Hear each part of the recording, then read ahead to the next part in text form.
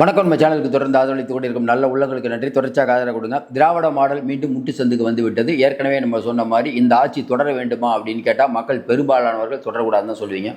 இப்படிப்பட்ட சூழ்நிலையில் சவுக்கு சங்கருடைய விஷயம் இன்னைக்கு பூதாகரமாக இருக்கிறது. மறுபடியும் ஒரு யூடியூபருக்காக ஒரு ஒட்டுமொத்த அரசாங்கமே இவ்வளோ வேகமாக செயல்படுறதை பார்க்கும்போது மக்களுக்கு சிரிப்பு தான் வருது.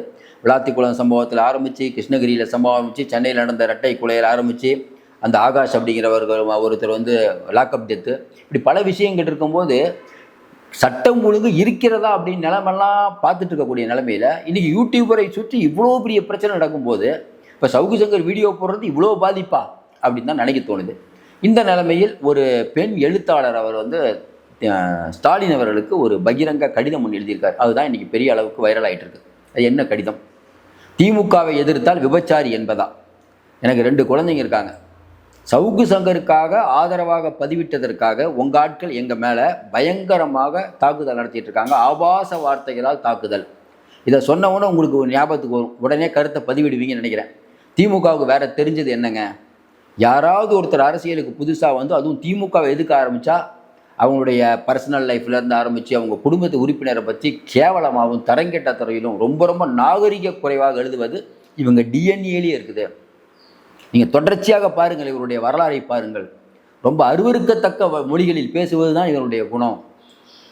அதிமுக இருக்குது, நிறைய கட்சிகள் இருக்குது. இந்த கட்சிகள் ஊழல் பண்ணுவாங்க, நிறைய பிரச்சனை சொல்லலாம் நம்ம. ஆனால் இந்த மாதிரி அருவருக்கத்தக்க கருத்துக்கள் அப்படிங்கிறது அது திமுகவுக்கு தான் சொந்தம். சொல்லுவாங்கள்ல, தமிழ்நாடு சூரியன் நிரந்தரமானது, ஸ்டாலின் நிரந்தரமானவன் இவர் சொல்கிறாரு. அதே போல் இந்த மாதிரியான கருத்துக்களை பதிவிடுவது திமுக மட்டும்தான். எவ்வளோ பேரை வேட்டையாடுறீங்க அவதூறு கருத்துக்களை பரப்பினான்னு. இதில் காமெடி என்னென்னா, இவங்க கடந்த காலங்களில் பார்த்தா இவங்க தீகா பின்புலம் கொண்டவர். உங்கள் கூட இருக்க ஒருத்தர் தான் ஒரு கருத்து சொல்கிறாங்க. உங்கள் கூட இருக்கவங்களுக்கே இந்த நிலைமை அப்படின்னா, ஏற்கனவே உங்களுக்கு தெரியும், கம்யூனிஸ்ட் தோழர் இதே மாதிரி தான் பாலகிருஷ்ணன் நினைக்கிறேன், ஒரு விஷயம் பேசுகிறதுக்கு உடனே திமுகவெலாம் எருண்டு முரசொலியிலேயே பாலகிருஷ்ணன் இப்படி பண்ணலாமா? ஏங்க உங்களுக்கு இவ்வளோ ஜால்ரா அடிக்கிறாங்க, அவங்களையே அடிக்கிறீங்க. அப்போ மீனா கந்தசாமி அவர்கள் என்ன சொல்லியிருக்காங்க? திமுகவை எதிர்த்தால் விபச்சாரி என்பதா? ஸ்டாலினிடம் பெண் எழுத்தாளர் குமரன். இதான் கட்டுரை. அவங்க எழுதியிருக்காங்க ஒரு கடிதம். அதில் குறிப்பிட்டிருக்காங்க, உங்கள் அப்பா அதாவது கலைஞர் அவர்களுடைய ஒரு நூலை எடுத்து நான் பிஹெச்டி பண்ணுறதுக்கு உதவிலாம் பண்ணினேன். இன்னும் குறிப்பாக பார்த்தீங்கன்னா, பாலஸ்தீனத்தை எதிர்த்து நான் போரிட முடியுது, அமெரிக்க ஏகாதிபத்தியத்தை எதிர்த்து நான் கேள்வி கேட்க முடியுது, ஈரான் போர், ஈராக் போர், இதை பற்றிலாம் நான் பேச முடியுது, மோடியை பற்றியும் அமித்ஷாவை பற்றியும் பேச முடியுது. அது குறிப்பாக பார்த்தீங்கன்னா, அமெரிக்காவையும் அமித்ஷாவையும் கூட எதிர்த்து பேச எழுத முடிகிறது. ஆனால் திமுகவை எதிர்த்தால் விபச்சாரி என்று வசை சொற்கள் வருகிறது. இதான் அவங்க எழுதுறது. அப்போ இன்றைக்கி தமிழ்நாட்டில் பெண்களுக்கு பாதுகாப்பு இல்லை அப்படின்னு சொல்லிட்டு இருக்கும்போது, ஒரு உலகம் தெரிந்த ஒரு பெண் எழுத்தாளருக்கே இந்த நிலைமைன்னா தமிழ்நாடு எங்கேயே போய் கொண்டிருக்கிறது. வெல்லும் பெண்கள் அப்படின்னு நீங்கள் ஊராக போட்டுட்டு, ஸ்டாலின் மாதிரி இல்லை, உதயநிதி மாதிரி இல்லைன்னு ஒரு பக்கம், இன்னொரு பக்கம் இளம் பெரியார்னு நம்ம இளம் பெரியார், ராஜராஜ சோழன், ராஜேந்திர சோழன் உதயநிதி பற்றி புகழ்ந்து தமிழ்நாடு கண்டெடுத்த ஒரு முத்து தான் முத்துவேல் கருணாநிதி ஸ்டாலின். இப்படி ஒரு மாமனிதர் பிறக்காவிட்டால் தமிழ்நாடு எங்கேயோ போயிருக்குன்னு அதுக்கு ஒரு ஜாட்ரா கவிதைகள்லாம் போகிறதுக்கு அதுக்கு ஒரு ஜாட்ரா கூட்டம் பெருசாக. இந்தியாவில் எவ்வளவோ தலைவர்கள் இருக்காங்க. இவர் அமெரிக்கா ஜனாதிபதி ஆகிறதுக்கு கூட தகுதி இருக்குது. அமெரிக்காவே இங்கே தமிழ்நாட்டில் எப்படி கல்வி சிஸ்டம் இருக்குன்னு பார்க்குறாங்களாம். ஐயா அன்பில் மகேஷ் சொல்கிறார். இன்னொரு பக்கம் நம்ம யார் புத்திசாலி ஒருத்தர் இருப்பார், மாசு, கிட்னி திருட்டுன்னு சொல்லாதீங்க சார், முறைகேடுன்னு சொல்லுங்கள். அந்த உட்காந்து இருக்கிற ஆணவம், அந்த திமிர் அப்படி பேச வைக்கிது உங்களெல்லாம், இப்படி தானே? இன்னொரு பக்கம் பார்த்தீங்கன்னா சேகர் பாபு, தூய்மை பணியாளர்களுக்கு நாங்கள் வாக்குறுதி எப்போ கொடுத்தோம் அப்படின்னு அவர் தெனாவட்டா கேட்குறாரு.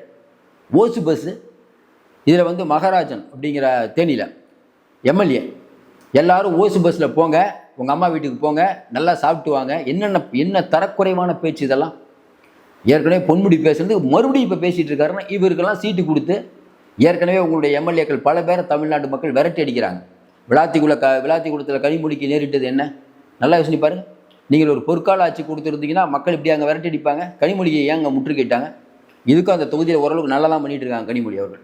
இன்னொரு பக்கம் சதன் திருமலை குமார், உங்களுக்கு தெரியும், வாசுதேவன் உள்ளூர், சங்கரன் கோயில் எம்எல்ஏ ராஜா, 2 பேரையும் ரேஷன் கடை திறக்க போகும்போது மக்கள் துரத்துறாங்க.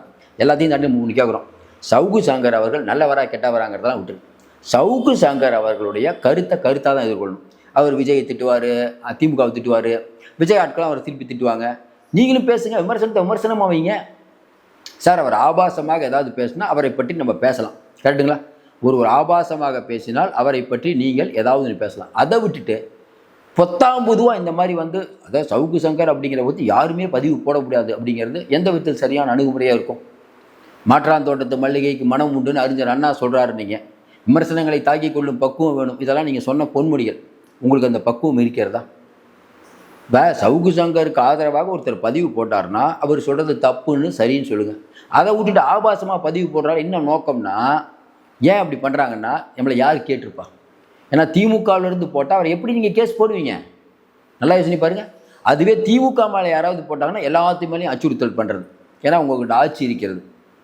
இன்றைக்கி தமிழ்நாடு அப்படிங்கிற ஒரு நாடு இன்றைக்கி ஸ்டாலின் அவர்கள் கண்ட்ரோலில் இருக்குது அப்படின்னா யாரும் எதுவும் பேசக்கூடாது. மேலே இருக்கக்கூடிய பிஜேபி உங்களை வந்து உள்ளே தள்ளுவாங்க, நிறைய பேர் மேலே ரெய்டு விடுவாங்க, ஒரு வழி பண்ண போகிறாங்க, நம்மளும் சொல்லிக்கிட்டே இருக்கோம், ஒன்றும் நடக்கலை. அப்போ மேலேயும் ஒரு டீலிங் நீங்கள் பண்ணியிருக்கீங்க, எல்லாத்தையும் பணத்தால் அடிக்கிறீங்க. வந்த ஒரு வருஷத்துலேயே நீங்கள் அடித்த கொள்ளை என்னங்கிறத பிடிஆருடைய ஆடியோ சொல்லும். அப்போ இத்தனை வருஷத்தில் இதுவரை தமிழ்நாடு எவ்வளோ முதல்வர்களை சந்திக்கிறது, இப்படி ஒரு கொள்ளை அடித்ததே இல்லை. இதான் இன்றைக்கி இருக்கக்கூடிய புள்ளி வரும். கேட்டால் மோடியே சொல்லிட்டாரு, நாங்கள் தான் நம்பர் 1. எதில் நம்பர் 1? பெண்கள் பாதுகாப்பு, மோசமான பாதுகாப்பில் நீங்கள் தான் நம்பர் 1. கஜானா காலியில் நீங்கள் தான் நம்பர் 1. குடும்ப ஆட்சியில் நீங்கள் தான் நம்பர் 1. பொறுப்பற்ற அமைச்சருடைய பேச்சில் நீங்கள் தான் நம்பர் 1. கோயில் சொத்தை கொள்ளடிக்கிறது நம்ம சொல்லிங்க, நீதிமன்றம் சொல்லுது. கள்ளழகர் கோயிலில் 107 கோடி ரூபா இருக்கிறது, 67 கோடி தான் இருக்குது. எங்கள் சொத்தை காணும்னு கேட்குறாங்க. கடவுளுக்கு ஓட்டு இல்லைங்கிறதுக்காக நீ என்ன வேணா பண்ணுறீங்களான்னு கேட்டாங்களா இல்லையா? உங்களை தானே பற்றி கேட்டாங்க. இதெல்லாம் மறைச்சிட்டு எப்படி பேசுவீங்க? இன்னொன்று பிரச்சனை, சவுக்கு சங்கர் விஷயம் வந்து வீடியோ போட்டால் போட்டுட்டு போகிறார் சார். அதை விட்டு உண்மை இருந்தால் மக்கள் பார்க்குறாங்க. அப்போ திமுகவை விட அதிகாரிகளை பற்றி அவர் பேசுகிறார். அந்த அதிகாரிகளை பற்றி பேசுவது தான் இன்றைக்கி சவுக்கு சங்கருக்கு இவ்வளோ பெரிய ஆபத்து.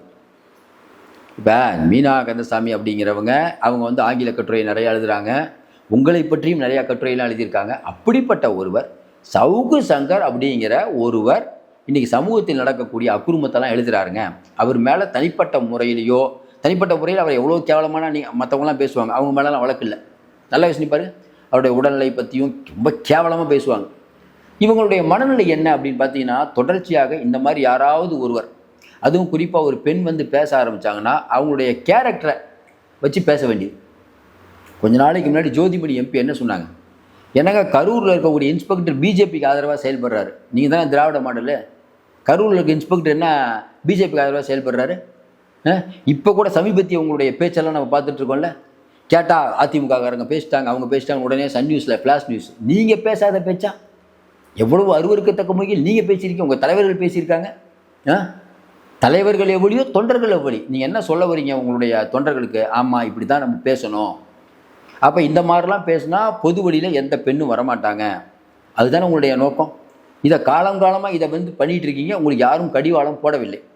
கேட்டால் பாசிச பாஜகங்கிற ஒன்றை வச்சுக்கிட்டு எவ்வளோ நாள் நீங்கள் ஓட்டிகிட்டு இருப்பீங்க சார்? பாசிச பாஜகங்கிறத மக்கள் பார்த்துக்குவாங்க சார். நல்லா யோசனை பாருங்கள். இன்றைக்கி நாடு எங்கேயே போய் கொண்டிருக்கிறது. இன்னொன்று நம்ம கேட்குறோம், சவுக்கு சங்கர் வந்து ஒவ்வொருத்தரை பற்றி பேசுகிறாருல, ஸ்டாலின் அவர்கள் கூட இவங்கெல்லாம் இருக்காங்க, இந்த அதிகாரி இப்படி பண்ணுறாரு, அந்த அதிகாரி இப்படி பண்ணுறாரு அப்படின்னு சொல்கிறாரு. அதில் ஆதாரம் இல்லைன்னு வச்சுக்கோங்களேன், அவர் மேலே அவதூறு. நீதிமன்றம் என்ன சார் சொன்னிச்சு? ஏற்கனவே எஸ்எம் சுப்பிரமணியம் அவர்கள் என்ன சொன்னார்? என்னங்க சவுக்கு சங்கர் அப்படிங்கிற ஒருத்தரை வந்து யாரோ ஒருத்தரை மிரட்டினாருன்னு முதல் நாள் எஃப்ஐஆர் போட்டு அடுத்த நாள் தீயணைப்புத்துறையை வச்சு அவர் வீட்டுக்கு மேலே ஏறி போகிறீங்க.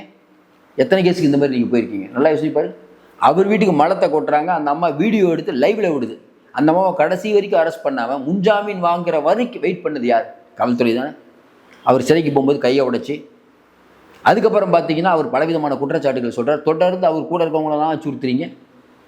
அப்போ பார்த்துட்டு இருக்க மக்கள் என்ன நினைப்பாங்க? இதெல்லாம் பார்க்க நீங்களே சொல்லுங்கள், எவ்வளோ நாள் மக்கள் பொறுப்பாங்க? இப்போ மக்கள் என்ன நினைக்கிறாங்க? என்னப்பா அது, அதாவது சவுக்கு சங்கர் வீடியோ பார்க்காதவங்க கூட யாருப்பா அந்த சவுக்கு சங்கர் அப்படின்னாப்பா பேசுகிறாரு, எப்படிங்க இவ்வளோ மக்கள் அவரை பார்க்குறாங்க? நீங்கள் நான் மறுபடியும் நான் சொல்கிறேனே, அவர் வந்து அவரை தப்பாக பேசுகிறார், இவரை யாரை வேணால் தப்பாக பேசுவாருங்கிறது. ஒருவரை நாகரீகமாக விமர்சிப்பதற்கு இந்த நாட்டில் சுதந்திரம் உண்டு. ஒருவேளை அவர் சொல்கிறது ஆதாரம் இல்லை அப்படின்னா நீங்கள் அதுக்கு நடவடிக்கை எடுங்க. அதை விட்டுட்டு 19 ரூபா கஞ்சா வச்சுருந்தாருலாம் சொல்கிறது தப்பு. அதை எழுதுறதுக்காக ஒரு பத்திரிகையாளர், ஒரு எழுத்தாளர் மேலே இந்த மாதிரியான ஆபாச தாக்குதல் அவங்க வந்து ஸ்டாலின் அவர்களுக்கு லெட்டர் எழுதுகிறார். எந்த பேப்பர்லையும் இன்றைக்கி வரலைங்க.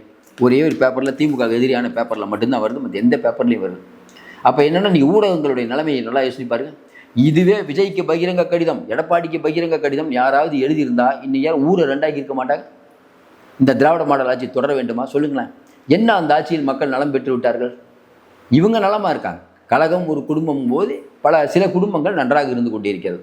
எல்லா ஊருக்கும் பணம் போயிடுச்சு, நெட்வொர்க் சூப்பராகுது, தேர்தல் பார்வையாளர்களை வளர்ச்சாச்சு, சூப்பராக போயிட்டு இருக்குது. வெல்வோம் 200 படைப்போம் வரலாறு. சரி, வெல்வோம் 200 படைப்போம் படைச்சிட்டு என்ன பண்ண போகிறீங்க? கஜானால காசு இல்லாமல் வந்தவன் ஏற்கனவே எங்களுக்கு நாமம் போட்டீங்க, வந்தவொடனே பெருசாக நாமம் போட போகிறீங்க. மறுபடியும் சொல்கிறோம், ஆபாசமாக பேசுவதும் ஆபாசமான விஷயத்தை பண்ணுவதும் இது திமுகவின் வரலாறாக இருந்து கொண்டிருக்கிறது. ரொம்ப உச்சத்தில் போயிட்டு இருக்குது. யாரும் எதிர்த்து கேள்வி கேட்க முடியாது அப்படிங்கிற நிலைமையில் அவங்க போகிறாங்க.